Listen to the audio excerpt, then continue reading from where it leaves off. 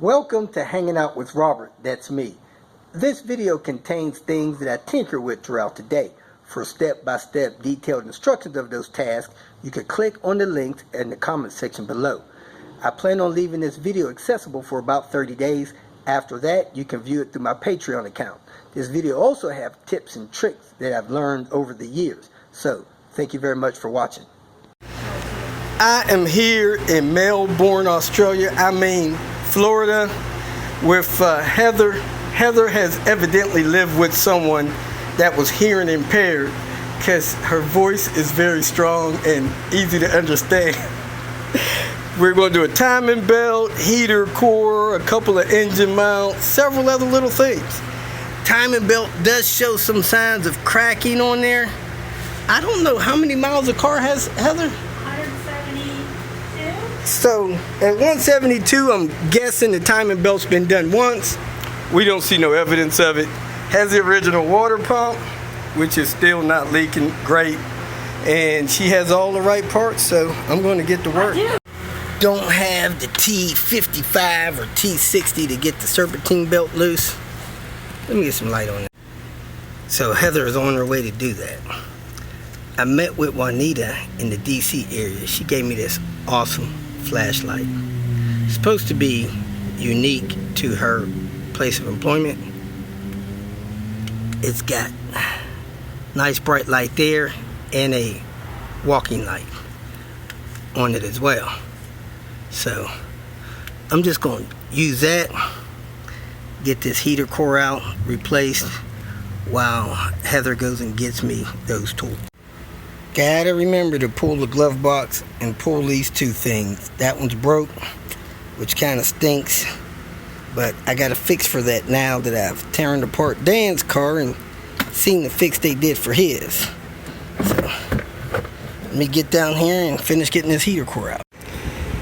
Now Heather did not have a heater core leak, and her heater core is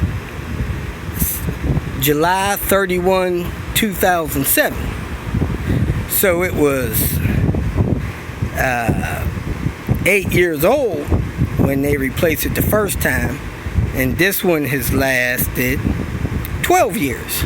She's doing this for preventive maintenance, which I highly support, especially due to the fact that I'm here on her dime. She is making a good decision to take advantage of that.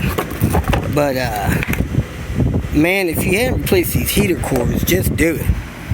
She looks like she's got the Swedish car parts heater core. Yes, she does. And I'll go ahead and get my Sharpie and date this one. This is the screw that goes in there. And for one of the first times ever, I couldn't find the screw right off. Found it in the trash bag I used to catch the runoff coolant. I got it. Let's get this thing in. I put the date there, wrote it on the bottom, wrote it on the other fin. 2019. If you have a V70 98, 99, 2000, where the under panel is broken there, so a screw won't hold it in like it is on that side. The thing I've seen lately that people are doing, they're drilling a hole into the tab that's left right through this dash and just simply screwing the screw right through there. Does the same thing securing it, even though you got that broken tab. So I got a drill bit here.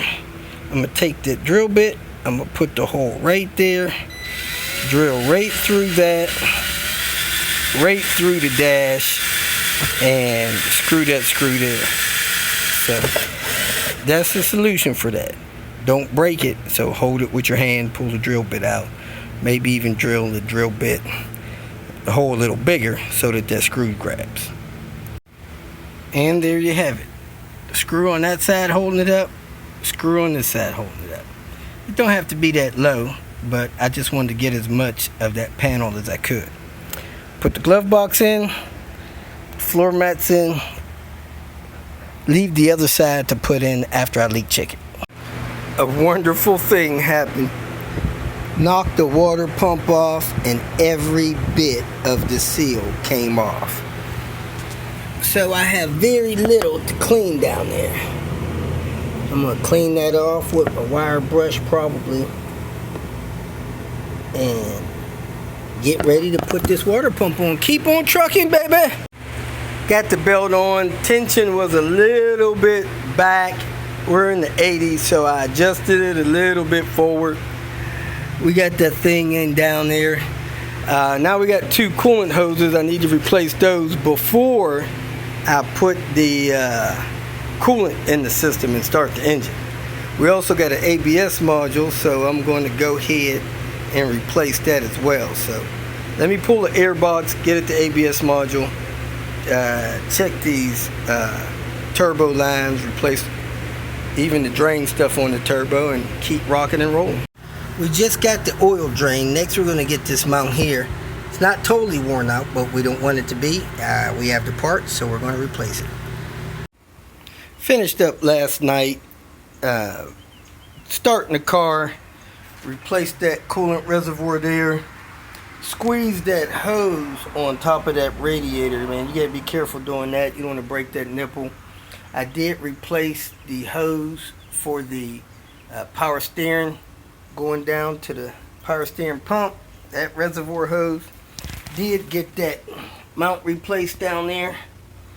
And started the car without a serpentine belt or an air box. I was careful nothing was in the intake tube.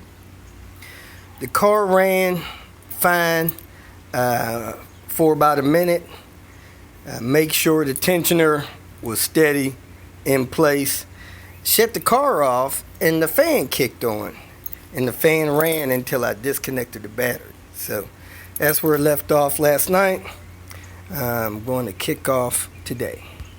If you feel that this information was useful, please like it and share it with your social media friends.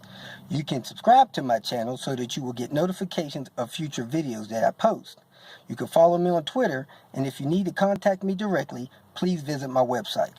And if you have any questions, leave them below, and someone or myself will reply to them. Again, thank you very much for watching.